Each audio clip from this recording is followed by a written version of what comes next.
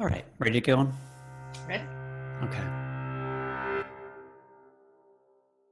Ethanol is promoted by industry as an environmentally friendly renewable fuel source, but in reality, it's actually fueling climate change. In this episode of Stories from the Floodplain, Dr. Tyler Lark from the University of Wisconsin-Madison discusses his recent report on ethanol's contribution to higher carbon emissions and how the nation's landscape has been changed to satisfy its false promise. PRN's Robert Hirschfeld conducts the interview. Our guest today is Dr. Tyler Lark. Tyler is a scientist at the University of Wisconsin-Madison Center for Sustainability and the Global Environment, where he leads research on U.S. agricultural land use change and its impacts on our nation's land and water resources. Tyler, thank you so much for joining us today. Yeah, thanks for having me. Happy to be here. So we are in the middle of ag country, of row crop ag land. I am in Illinois, you're in Wisconsin. Growing corn is big business in the Midwest. A lot of the corn that we grow is used to make ethanol, a biofuel, which is mixed with gasoline to fuel cars. Ethanol was promised as a renewable fuel source with a lower carbon footprint than fossil fuels, and one that would also benefit the American farmer. Tyler, you co-authored a study published last month in the Proceedings of the National Academy of Sciences, which challenged some of the claims about ethanol as a green, climate-friendly fuel. Can you give a short summary of your research and what you found about ethanol? Yeah, so with this study, we really set out to understand the role that corn ethanol development and that broader renewable fuel policy had in shaping the American landscape and its associated impact on things like greenhouse gas emissions and water quality. We found that, perhaps unsurprisingly, when you increase demand for corn for use as a fuel, that stimulates crop prices. And then that in turn caused expansion of corn acres and ensuing consequences for things like carbon emissions, fertilizer use, and nutrient pollution. From your study, you found that, I'll just cut to the chase, you found that ethanol isn't a particularly climate-friendly fuel. In fact, it may be no better, it may even be worse than gasoline in terms of greenhouse gas emissions. Which elements of the ethanol life cycle and production cycle are really driving ethanol as a greenhouse gas emitter? Yeah, so it turns out this concept of land use change is really important and critical in that overall greenhouse gas balance of ethanol relative to other fuels. And so it's this idea that if you expand the area of land used for cropland in general or corn in particular, that has associated, consequences for the environment, essentially. And so anytime you, for example, plow up something like a perennial grassland and put that into annually cultivated cropland, you're going to release some additional carbon emissions, some additional carbon from the soil out into the atmosphere. Similarly, if you switch your crop rotations on existing cropland, so switch from something like soybeans or wheat to corn, we know that corn's a relatively intensive crop, and so it takes extra fertilizer to help it grow. And when you apply that fertilizer, you get some nitrous oxide emissions from the nitrogen application, which is a potent greenhouse gas. And so you get additional emissions there. So it's really that component associated with land use is really all that we focused on in this study, but it's a key factor in that overall balance. And so that's what we want to take a closer look at in hindsight now that we've seen this policy in enactment for about 15 years. And so raising corn takes fossil fuel inputs. You have to use fossil fuels to produce corn, whether you're talking about fueling equipment or fossil fuels that go into fertilizers. And then, like you're saying, you're also changing the landscape in a way that may be detrimental in terms of carbon emissions. What would or could be on the landscape rather than corn that might have a more what would possibly be more climate friendly than corn? What's the alternative to have on the landscape? Yeah, so both we see changes happening on our existing croplands. So if you think of, in Wisconsin or Illinois, you might traditionally see like a corn soybean rotation or corn soybeans in a small grain like wheat or oats or alfalfa. And increasingly, when corn prices are really high due to any increase in demand, whether it be for corn ethanol or something else, you're going to get more corn each year and less of those rotations and more corn. And so that's one of the big changes that we see is just more continuous corn monoculture year after year rather than rotations with other crops.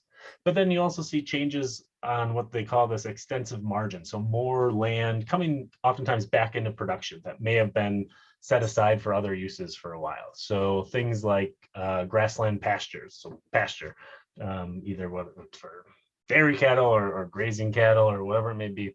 So, you know, that grassland coming back into agricultural production, or something like land enrolled in this conservation reserve program, which is a federal set aside where it's more marginal areas that used to be cropped historically, but had been set aside in this federal program used for conservation for periods of usually 10 to 15 years. We saw a lot of that land coming back into production during this time period. So one thing to clarify, sometimes I have heard detractors of ethanol say that the fossil fuel energy required to produce it is less than the energy content that you're getting out of it. But that's not what you're talking about here, right? Like this is a different piece. Yeah, exactly. So there's this huge set of calculations and analyses that go into that overall life cycle analysis or assessment of corn ethanol relative to other fuels. And it looks at things like the processing energy that's required to make the different fuels, and transportation emissions and tailpipe combustion emissions, and all the different things that go into it, and the inputs and the processing and the refining and transportation.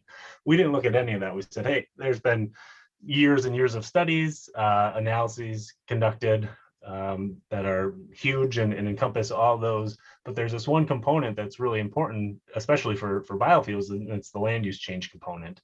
And most analyses of the overall life cycles had looked at this, but a lot of them had to be done kind of projecting out in the future, making some assumptions and guesses of what might happen, if we use a bunch of land for corn ethanol versus what might happen without it. And now we've had kind of the benefit of hindsight. We can look back and say, well, what actually happened on our landscape, and what do those changes mean for that small component of the overall greenhouse gas intensity or energy balance of corn ethanol. So that seems like a key component. You're not making assumptions, you're not projecting, you're not forecasting, you're looking at what actually happened on the land. Yeah, exactly. And in fact, though, we actually still have to do some modeling and make some estimates and assumptions.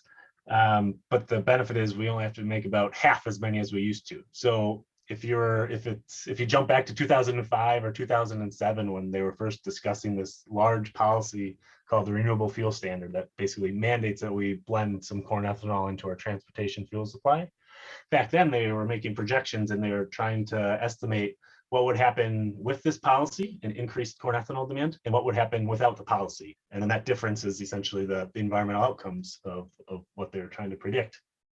Now we can look back and say, we know what happened with this policy. It was enacted. We saw how our landscapes changed. We only have to estimate what we think might not have, or what would have happened in absence of that policy. And so it removes one of those sets of projections and assumptions and uncertainties, so we can, much better constrain these estimates of environmental outcomes and get a better understanding of the overall environmental footprint of this fuel and policy. You mentioned the renewable fuel standard, which is key to understanding how ethanol works economically, the incentives for it in the United States. Basically, the federal government mandates that some percentage of ethanol be blended into gas for vehicle use. And there's kind of some back and forth about what that percentage should be, whether it should be more or less. But right now, it is a federal mandate to blend ethanol into gasoline.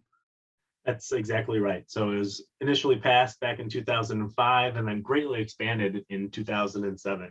And so it's this federal piece of legislation that Congress enacted and essentially set out these increasing volumes each year. So they said, we have these targets and these goals of trying to increase the amount of renewable fuels blended into our transportation fuel supply. And that kind of went up incrementally each year, and to the point where we are today, which is essentially about 10% of our gasoline is ethanol, most of which is coming from corn. Most of which is coming from corn. So I want to ask you about this. Well, I'm not a scientist. I've got you, a scientist here. I want to ask about the concept of biofuel and ethanol more generally, because it seems like there's some confusion. Biofuel is a larger umbrella term for many different fuels that are derived from, biological products. But even within ethanol, we're talking about potentially different products.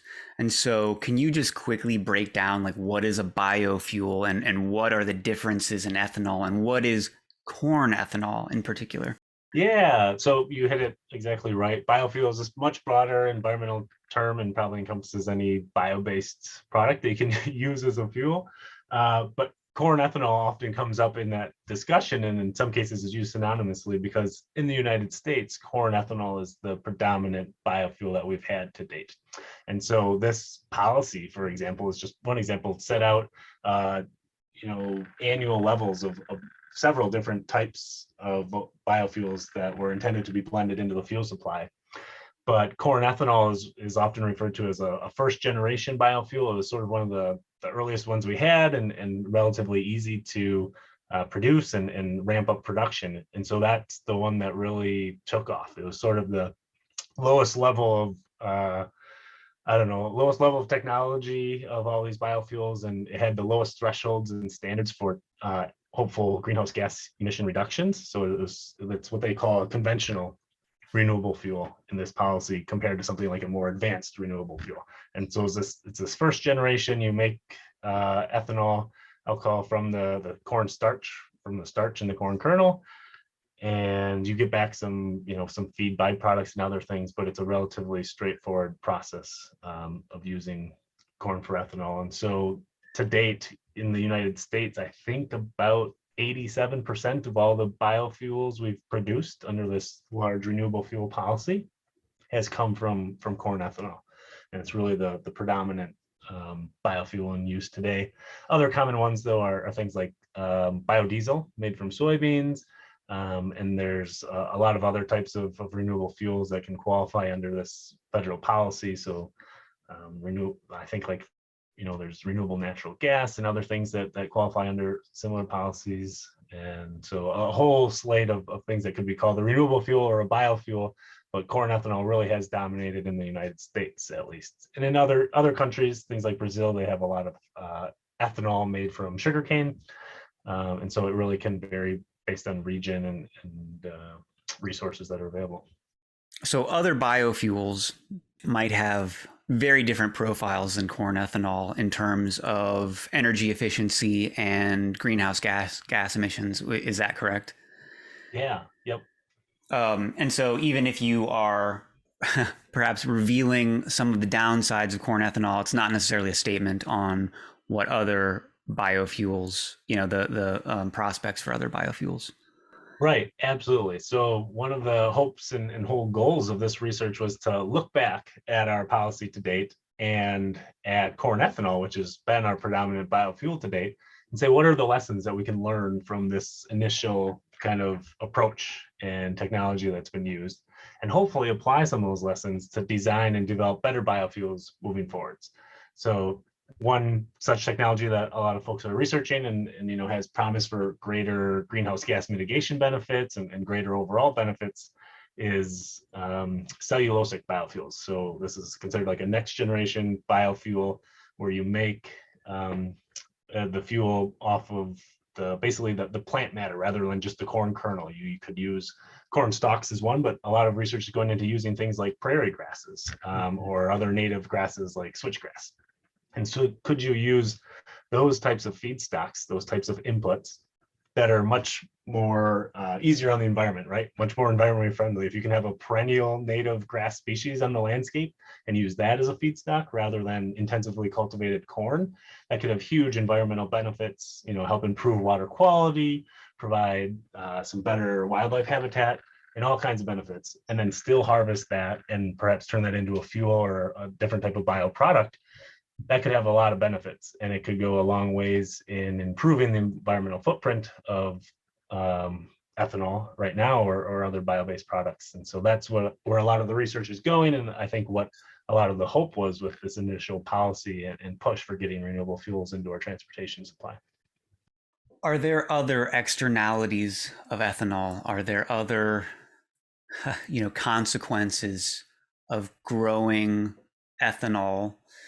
Of devoting, it's like a third or a fourth of the corn grown in the U.S. goes to ethanol. Is that right? Yeah, yep. So I think it's about a third initially maybe goes to like an ethanol refinery, but then you recover a lot of that kind of mass and things as a high quality animal feed, such that I think on net it's about a quarter of the corn produced is kind of used for ethanol as fuel. Got it. So that's a large percentage of. Yeah, it's a ton and a huge amount of area. If we have, 80 to 90 million acres of corn in any given year, we're talking about over 20 million acres across the entire country just devoted to growing corn for fuel. What can 20 million acres? Do you have like a geographic sense? Like compare that to a state. Do you know? Oh, that's a good question. It's huge. I don't know. It's bigger than some states. It's bigger than your like small East Coast states, right? I should have a stat like that ready offhand, but it's I'll look it up. I'll look it up, and we'll insert a little editorial. This can be a little point, listeners. You can Google right now if you're on your phone and be like, "What is the size of 20 million acres?" And you can get back to us. Okay, so that's a lot. That's a lot of corn, and in addition to the greenhouse emissions, are there other consequences of growing that much corn? Are there other externalities? Pollution. What are there other consequences of land use change? And are those measured or not? Yeah, so I mean, farmers are making great progress in their cultivation of corn. One of the key benefits and why it's so popular is it's really, really productive, and so that's great. So we're getting a lot of bushels out of it, a lot of bang for our buck when we grow corn, and also making good strides in conservation of trying to reduce the amount of tillage on the landscape that's associated with it and reduce nutrient inputs. But the fact of the matter kind of still stands that corn is just this incredibly intensive crop, and so when you have to plow up and cultivate the landscape to plant corn, a lot of that soil is exposed. So you get things like increased soil erosion relative to, say, if that was a grass pasture or enrolled in this conservation reserve program. So you get more soil erosion, typically more runoff, and with the added fertilizer that needs to be applied to corn, you have both nitrogen and phosphorus as key nutrient pollutants that often leach out or run off and end up in the environment. And so it can contribute quite a bit to things like nitrate contamination of groundwater and drinking water, and phosphorus runoff ending up into surface waterways. And these things, we know lead to other consequences and, are really a detriment to water quality. So we get things like harmful algal blooms or hypoxic areas, or these dead zones. So if you've heard of the dead zone in the Gulf of Mexico, one of the major contributors to that is all this nitrogen fertilizer used throughout the Corn Belt and throughout the Midwest that then flows through the Mississippi River Basin and out into the Gulf of Mexico, contributing to this large hypoxic area. I was interested to read the pushback from ethanol boosters about the study. Would you mind if I brought up a couple of these critiques and had you respond to them? Sure. Yeah, and we even heard about it because we were tweeting about it. We were sharing the study on social media, and we heard immediately from some people who were asking us about this. Yeah, ethanol, it brings in a lot of money, right? You got a planned economy here with ethanol, and so it's bringing in money to certain people. It's going to have staunch defenders. Some of the criticism of your study from ethanol champions that I read, one charge was that you cherry picked your data. This was a common theme I saw, in particular about the total amount of corn acreage. So if your conclusions rely on how much the ethanol mandate drove increased corn planting, then looking at that land use change, like you said, like that's key. And so in your study, you factored in land use changes in order to understand the overall climate impact. You looked at corn acreage from 2008 to 2016 and found an increase in those years. Now, the most recent version of the renewable fuel standard kicked in 2007, right? So You looked at 2008, 2016. Critics were saying that corn was actually, acreage was higher in 2007 and down by 2017. So basically what they're saying is if you'd picked a different date range, you'd have different results. You chose a date range that would give you a negative result for ethanol. What do you say to that? Yeah. Oh, well, there's a lot of different things built into that. But for one, if you were to choose a broader date range, you would just have a larger impact. So there was more land conversion going on if you start earlier. Some farmers probably converted land to crop production leading up to that or after 2016. So beyond their study window. The key factor here, which I think is missed, and understandably so, I think these ethanol interest groups have to kind of put out a statement before they maybe even have a chance to read the full study and understand it. But what's important to consider is what would have happened in absence of corn ethanol development. And so the language around that is important. So regardless of whether corn area or total cropland acreage increased or decreased or stayed the same across a given period, we know that without the renewable fuel standard and without this corn ethanol development, total acreage would have been lower than what was observed, right? So corn area could have been going down, but we know that without this huge demand for an additional 15 billion gallons of ethanol, it would have gone down even more. And so, in fact, it really doesn't matter which dates you pick or what your metric is, or if a given estimate or way to measure says that corn area actually went down, like how can ethanol be contributing? Well, it might have gone down even more without this policy. And so that's kind of the key thing. And so our study actually, the details is that we say, in any given year, corn area would have been about 7 million acres lower than it was. And that difference would have been, planted to other crops. Things like soybeans and wheat would have been higher than what they were. Yeah, that makes sense to me. I mean, that was my reaction when I saw that. I was thinking, well, you're driving demand, you're artificially driving demand and incentivizing it to pretend that more corn's not going to be planted seems to be denying the reality of a market. The question is not so much what happened over an 8-year period, but what is the alternative in this year, right? Like what's the alternative corn production in this given year, which sounds like what you're saying. Yeah, exactly. I think you're totally right in that at the same time, a lot of folks are championing this policy as being a success. Congress made this call and said, hey, we want to increase the amount of renewable fuels that we have in our transportation fuel supply. And farmers heard that and responded appropriately. We have this increased demand for corn ethanol.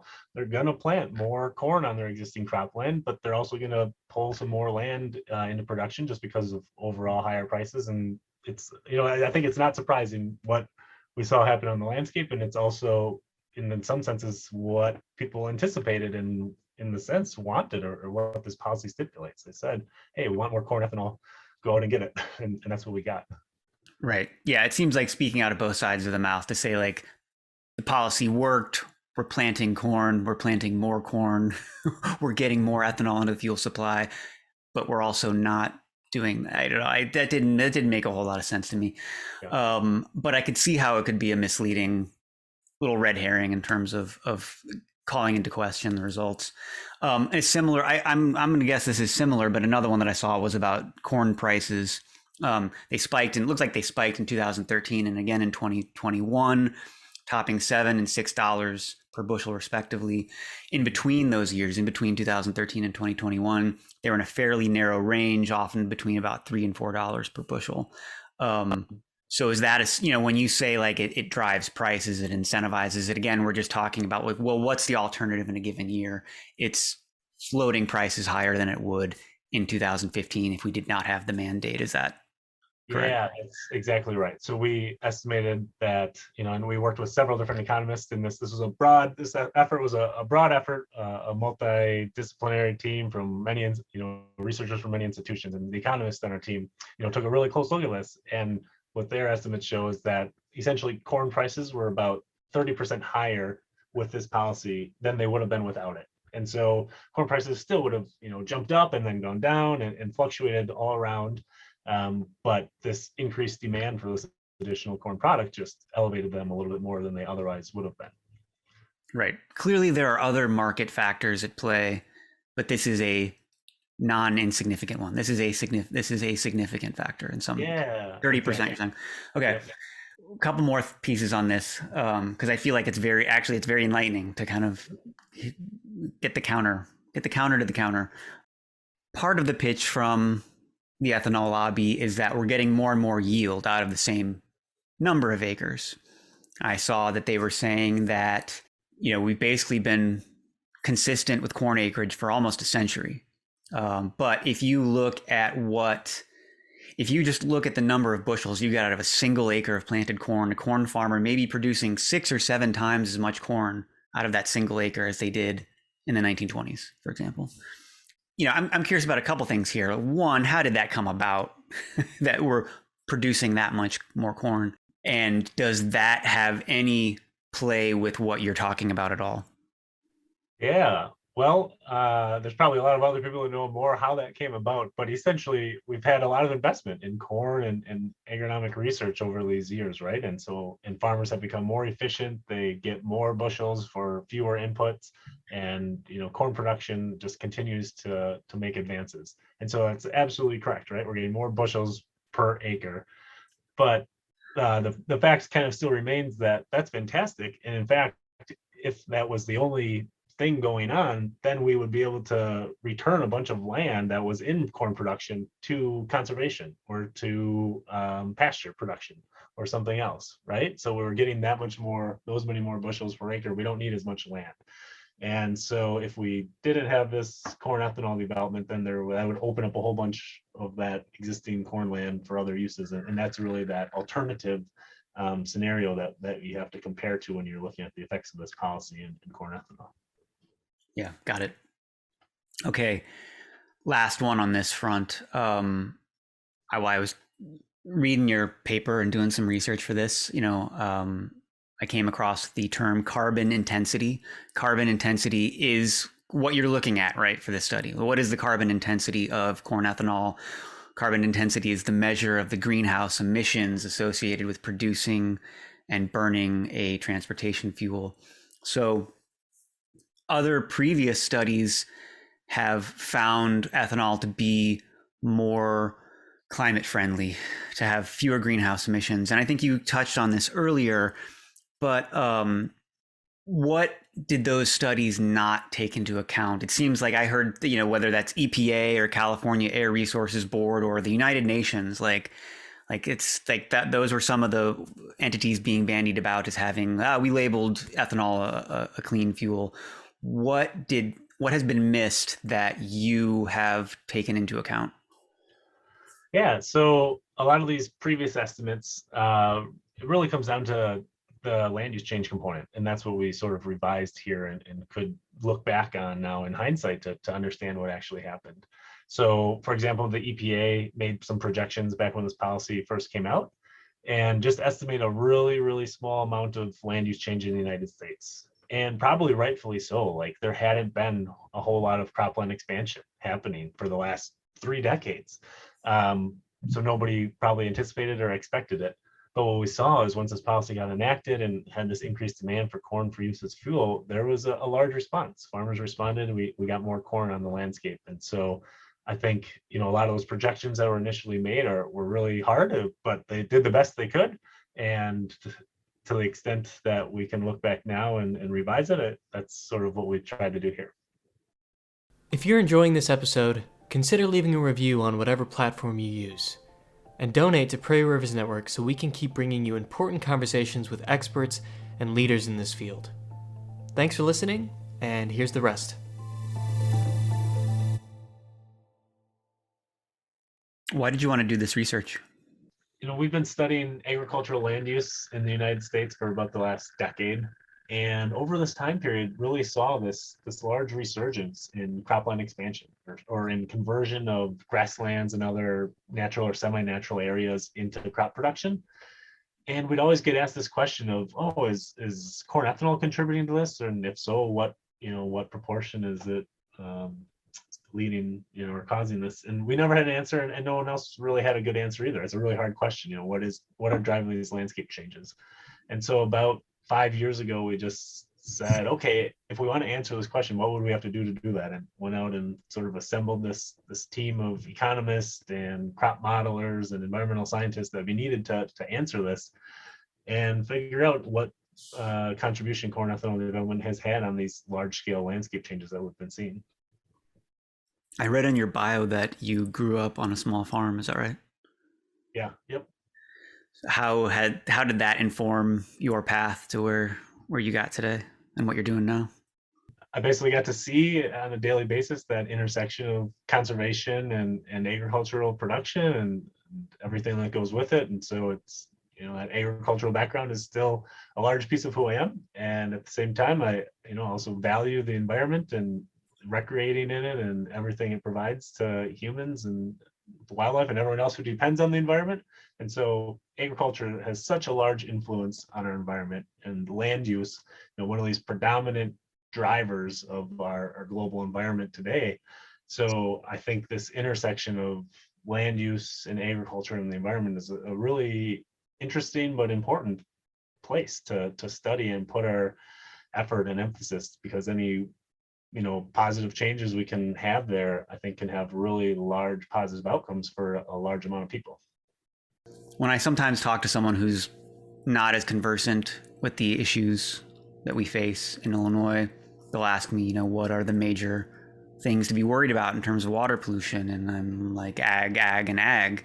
But, something that is difficult is that we don't want to be in the business of demonizing food production. There's a real quandary here in terms of agriculture is driving a lot of water pollution, other pollutants as well, and it is driving land use change.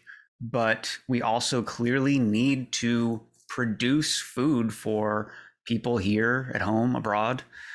It's difficult to kind of navigate that dynamic, I think, sometimes as an advocacy organization.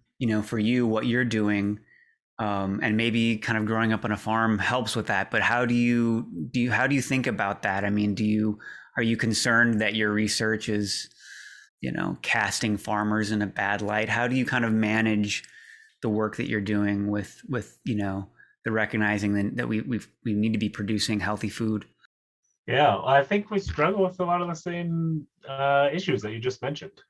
As scientists, we're just trying to come in and provide some extra data points and better understanding of the systems so that hopefully everyone involved and all the stakeholders can use that information and drive, improvements and better decisions moving forwards. But it's absolutely a challenge, right? Agriculture is crucial. It's vital to us as humanity and society and provides all these, terrific goods and services, but there are also a lot of environmental externalities and costs that come with it. And so it's trying to balance those and making good decisions to the best that we can to try to help reduce the negative environmental impacts and try to maximize the benefits. And I think our farmers are, they are often the best stewards of our land, right? They rely on land for their livelihoods. And so in some cases, in this case, perhaps even, you can in some spots look at maybe the policy rather than the individual actors or the producers, right? And so that's why we take a look at this policy to say, how is it set up? What does it incentivize, and what are some of the spots where it worked really well, and where are some of the spots where there may have been some failures in it that led to things and outcomes that we don't necessarily want. And so I think with our research in particular, that's been a really effective way is to say, what effect have these policies made, and are there things that we can learn from them moving forwards that can help stimulate, our farmers and their conservation, while also providing really good benefits to society and, providing environmental outcomes that I think everyone wants. Why is this policy in place? Well, I think I've heard it explained as having three large goals kind of from its outset. So one was to increase energy independence, right? So to reduce reliance on foreign oil, especially when it was first enacted back in 2007 was when it was really expanded.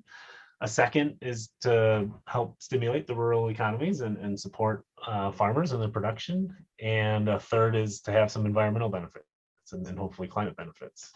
And I think in hindsight, a lot of folks would say is really successful at two of those, at the energy independence. We've got now 10% of our gasoline and transportation fuel is essentially homegrown using corn ethanol.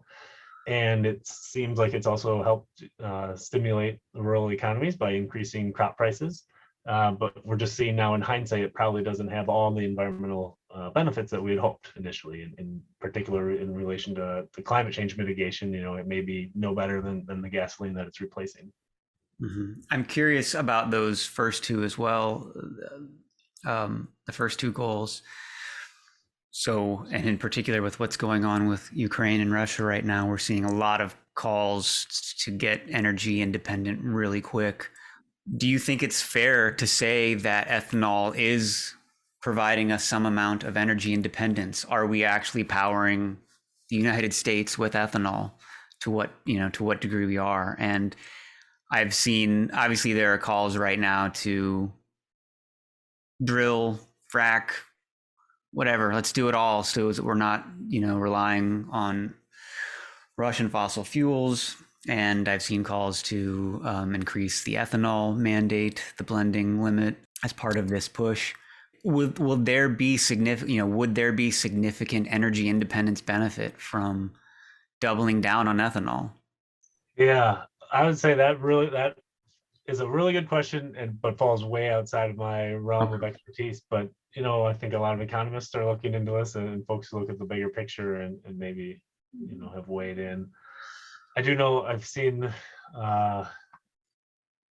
there is a new little paper that just came out by a researcher, Jason Hill at the University of Minnesota, who just calculates that essentially the amount of benefit that we get from corn ethanol production and blending that into our transportation fuel could just as easily be attained by improving the vehicle fuel economy by like something like 2 miles per gallon or something like that.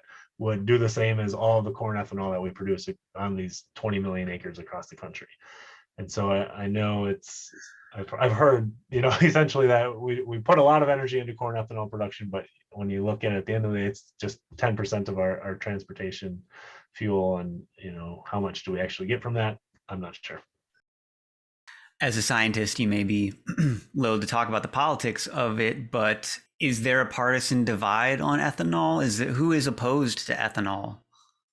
Yeah, I think this issue is from what I've seen from the outside on, coming at it just from the science side, it seems to be different than most political divides. It's not left or right. It's oftentimes urban versus rural areas, or based on the constituency of different congressional members. And so in some cases there's weird coalitions and also weird folks invested on both sides, and because it's kind of in between big ag and big oil, and it's sort of this battle of those two interest groups. It's it could be an odd policy and odd discussions going on.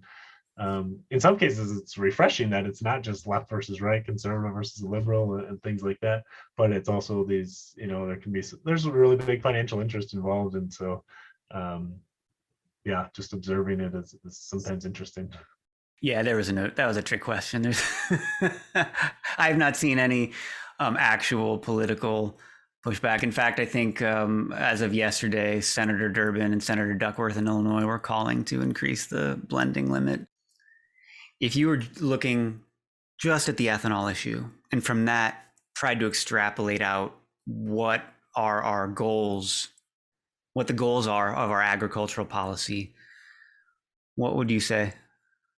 Outside my realm as a scientist, but just as a public and as a layperson, from what I'd see is, if we can shift some of our policies from just incentivizing production to incentivizing conservation and like the outcomes that we want to see with production, right? If we want to produce a ton of food, but we also want to produce clean water and habitat and climate mitigation benefits. And so if we can set up policies like that, or if policymakers can set up policies like that, if the public can support them, that seems like it could go a long way. So I think that's maybe one sort of broader takeaway of of where should policies go moving forwards, whether it be an energy or a fuel policy or just an agricultural policy or broader ones. Let's just say for you personally, knowing what you know, what you've learned as a researcher, your experience growing up on a farm, living in the Midwest, if you were given a magic wand and all the purse strings and, you get to envision what the Midwestern landscape looks like, what would it look like to you? Well, that's a fun thought experiment. I envision just totally personally, probably something very similar to what a lot of the people listening to this podcast are thinking of. We would still grow corn on the most productive and really fertile land across the Midwest. That is great, but we would also have things like large riparian buffers, and prairie strips planted throughout this corn, and probably not as much corn as other crops rotated in with it as well. So still really productive, a highly economically productive industry in our agricultural landscapes, but also one that is incredibly fruitful for conservation and wildlife and recreation and clean water and all these things. So having more perenniality on the landscape would be, I think, a really neat thing to see. So more grasslands and perennial crops and greater diversity in our cropping systems. I know you're not an economist, but can that system make economic sense? I think so. There's been studies and research and proposals suggesting that if you incentivize conservation the way we incentivize production right now, that you can do a lot of good. And we pour a lot of public funds, I think, into the crop insurance program, for example, is one to kind of subsidize that risk. And there's provisions in there. There's this thing called sod saver, which essentially says, it tries to reduce the incentives for plowing up something like a native prairie to plant cultivated crop. And I think pretty much everyone would agree, like, that's a great provision. We shouldn't be plowing up like some of our best remaining native prairies to plant crops. They're often in spots that aren't that great to plant crops anyways. So yes, let's not like subsidize that production and that risk. Let's put that funding elsewhere. And so that provision, that sod saver, would save like millions of dollars in crop insurance that gets paid out each year. And you could return that same amount of financial investment right back to farmers and landowners in the landscape, right? And just instead of paying to produce there or subsidize the risk associated with production, support the conservation in the first place, right? Help farmers keep that land that is, probably shouldn't be in production or is really hard to produce and is really, it's probably a really environmentally sensitive piece of land. Keep that in conservation and, reward them for the stewardship of that and all the ecosystem goods and services that it provides in its more natural state. I could hear a few of our members screaming that we shouldn't pay people not to do something problematic, but maybe this is the reality we're in. Oh no, I take it back. I take back whatever I just said. See, that's what happens when we lead astray and we get into a policy discussion. That's why I'll stick to the science.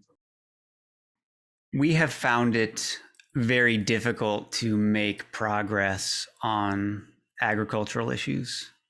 I have my opinions about why that is, but any thoughts as a scientist? Like, do you think this is a particularly difficult area to change how business is done? I mean, I want to not overlay it with like normatives, like we got to do this, we should or shouldn't do this, but just like, just changing the status quo.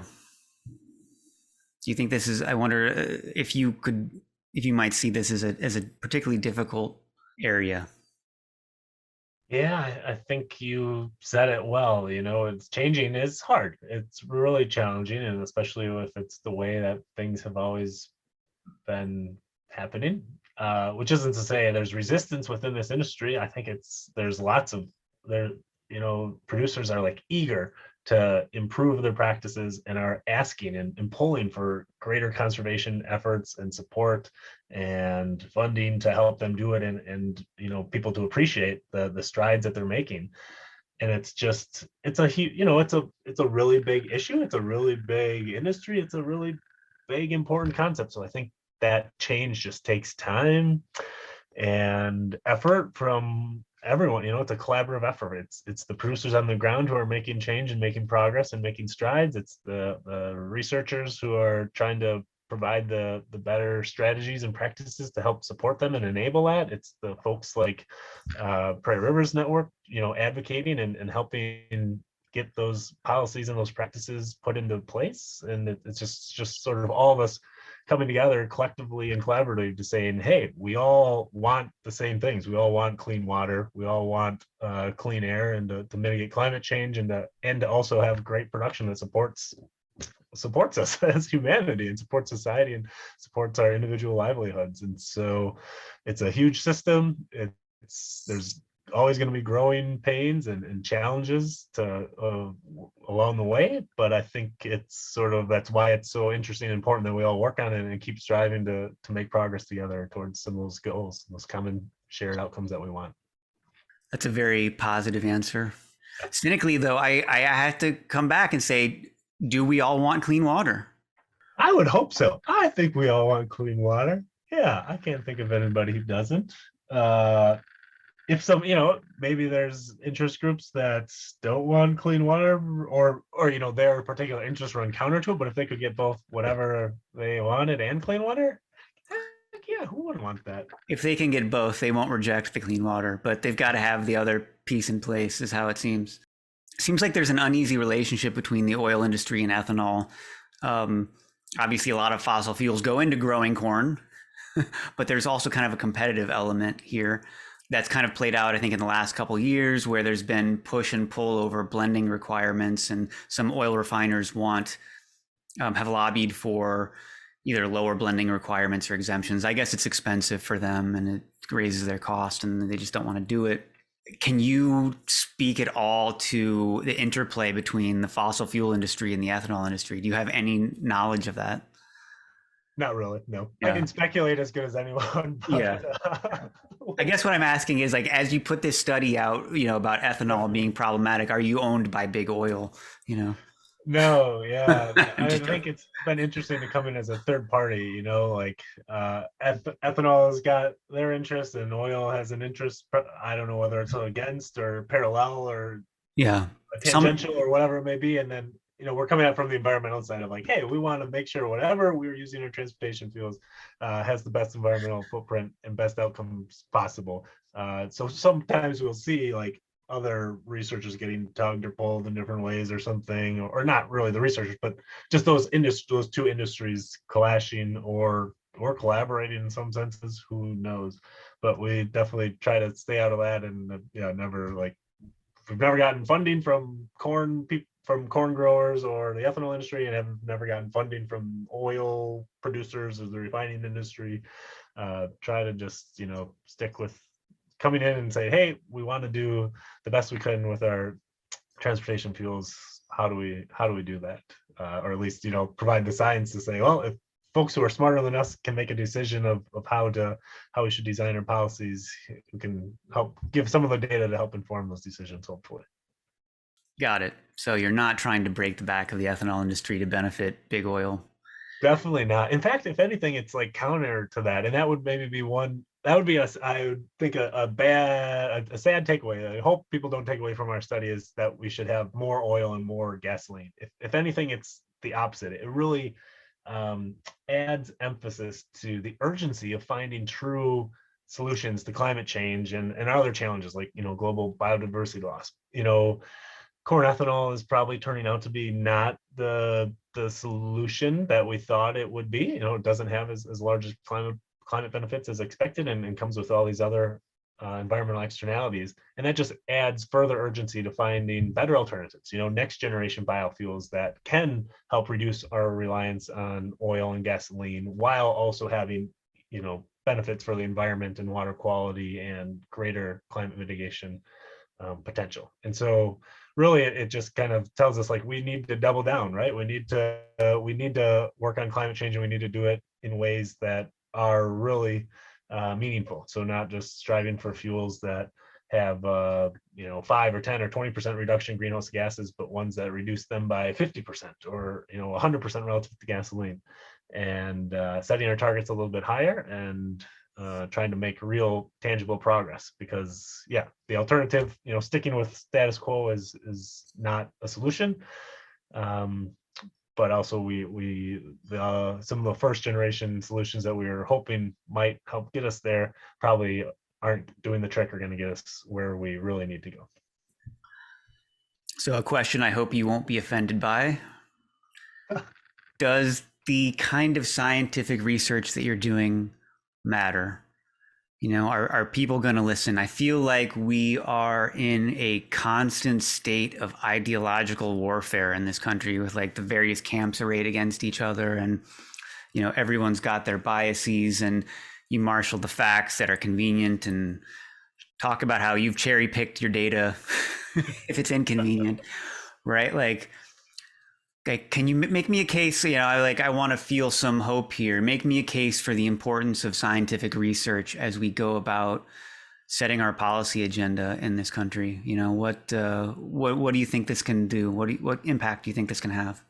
Yeah, I think I'm hopeful. I think there is obviously a huge need for good science in this and in so many fields, and so certainly we have to try. And so we do the research and we put it out there. In some case, then it's outside of our hands, and where it goes is a broader question and it has broader implications. But on this topic, it really feels like there is interest and desire to know how these policies are impacting our landscapes and what the outcomes are. And so, everywhere that we share this research, everyone is really receptive, wants to know more, wants to understand what are driving these changes, what are the outcomes, and how could we improve upon these policies and just these technologies moving forward. So I'm optimistic. I think there's opportunity, and I think there's receptiveness, across from the industry to government to other, folks and stakeholders in this world.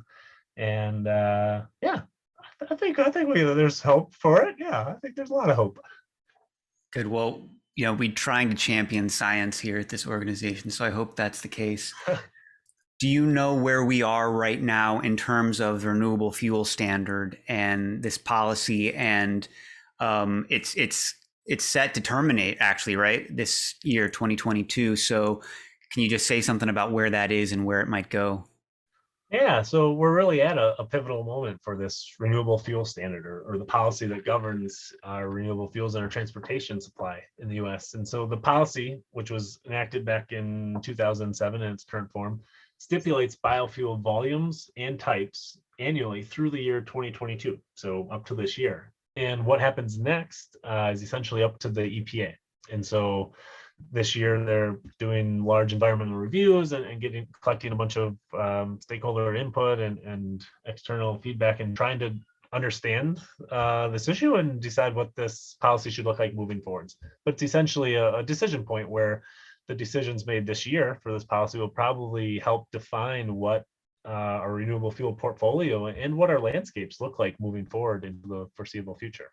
And so it's a chance to take a step back, kind of look at where we've come from and what the outcomes of that have been, and where we as a society want to go moving forwards. Great. So now is the moment for an organization like ours, Prairie Rivers Network, to marshal our audience that is listening to this and may want to take action to influence our policy agenda and what the landscape in Illinois and across the Midwest looks like. Do we want to have more row crop agriculture? Do we want to do something different? Do we want to keep nutrient pollution out of our waterways? Do we want to have wildlife habitat corridors along our rivers?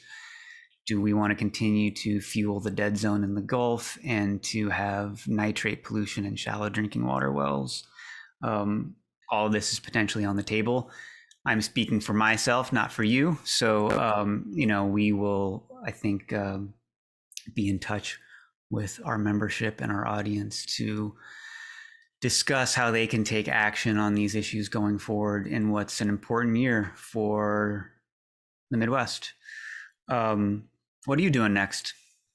Well, I think we'll keep looking at this, broad agricultural land use across the U.S. There's a lot of different pieces to it. Hopefully, we won't have to look into corn ethanol a whole bunch more, and this can kind of be the last of that that we need to. But looking what opportunities exist for the future. So for next generation biofuels, what are the lessons that we've learned from corn ethanol, and how can we do better with those, and where could they go on the landscape, and what is the opportunity, and how can we have co-benefits for the environment and the economy and production? So that's one kind of area of focus.